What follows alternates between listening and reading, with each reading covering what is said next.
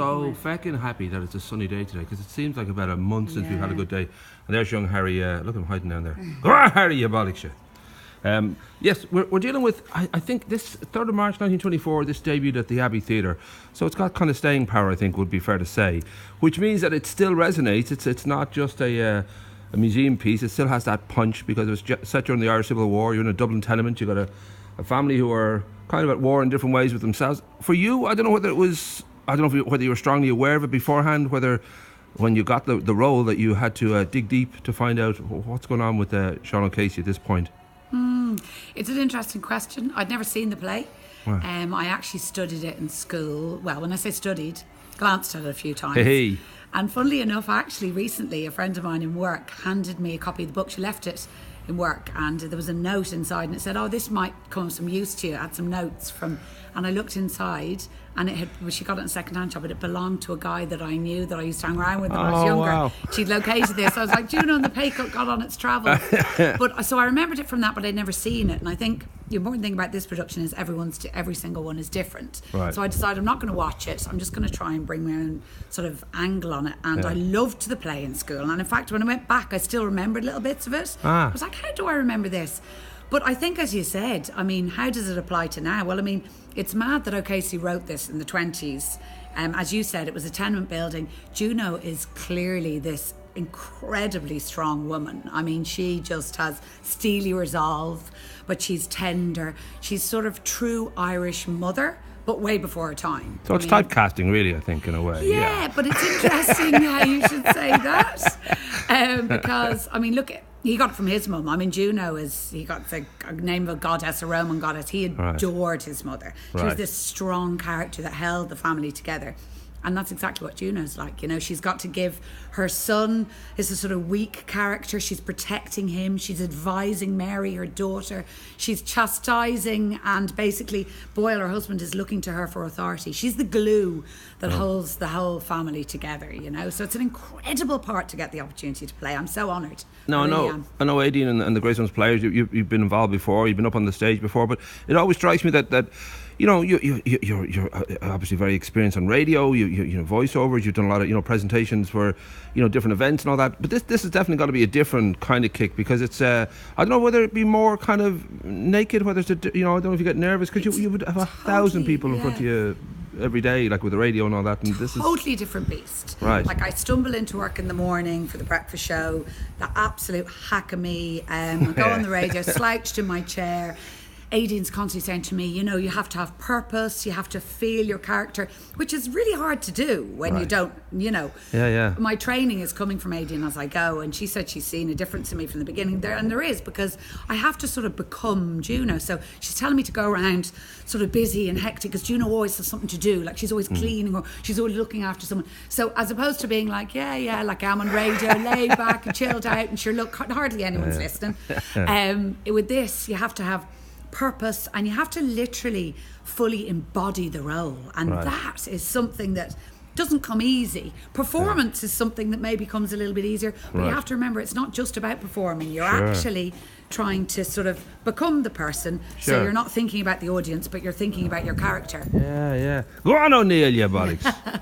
And you also have to sort of lose as much as you can yourself, that you're going to be, and I think the greats, and I know he's faded a bit, but people like De Niro, they literally are a blank slate. I mean, there's that sense that he's not really John Wayne, he's not that sort of Christopher Walken, where it's a large part of himself in the role, and you kind of enjoy that. In these kind of scenarios, you really have to sort of, suppress all of your own all instincts. Sorts of things, but not you have to forget about yourself and be like, so I'm drawing on things I might have heard to do with my grandparents, who there might be some sort of comparisons to in some way, or the music. So everything I'm trying to draw on stuff. And Juno herself, you've got the Me Too movement going on at the moment. Like, this is a woman who basically, before the likes of Mary Robinson and, all the strong Irish women we have today, she was literally, she needs to have a power brought to her that I feel responsible for doing. And that's a massive thing, do you know what I mean? Yeah. But you need to draw on all sorts of things. But yeah, you're right, you have to leave you have to leave any of the issues you have about yourself at the door. Sure. And just go, okay, I'm going to be Juno today. You know? Now, the acting bug, that's something that I think most kids at certain points of life want to be a rock star, they want to be an actor. There's certain things that sort of, draw you as that would be a wonderful life. For you now, obviously your career is very healthy in what you're doing, but has acting been in the background as a sort of...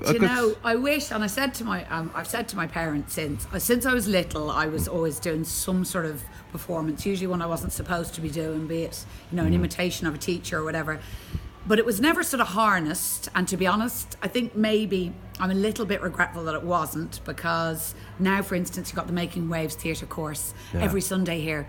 I wish I had gone to that, because now I've got 3 little kids, a long-suffering husband who's like, you're going to rehearsals again. I mean, it's not quite the same as it being sort of me being immersed in theatre from when I was little, which is what I would have liked. So I would say, and it applies to anything, be it theatre or acting or passions people have, it's never too late to get involved with them. But I think it's really important that if you see something in someone when they're little, not to push it on them, but to try and sort of embrace it and go, okay, this little character seems to be, let's get them in there and see. And if they don't like it, but I know I would have loved it from a young age. So I'm just a little regretful that I wasn't involved a bit earlier. I suppose we should finish by saying that what people tend to realise once they go to a lot of the great Irish playwrights, the subject matter and the politics are kind of hard and heavy, but the humour is always huge. And I think in all Irish works, whether it be Joyce or O'Casey or any of these guys, and Beckett, there's a kind of a wicked sense of humour that underlines it all, and I guess in a way makes it easier to swallow. And there's a thin line between tragedy and comedy anyway, so you might as well kind of twist it a little bit. This play is a prime example of that, the thin line between comedy and tragedy. I mean, it is a tragedy, but it's comedic in so many ways. I mean, she's talking to Boyle at one stage and she's saying to him, and you only once on the water in an old collier from here to Liverpool. When anyone to listen or look at you would take you for a second Christopher Columbus.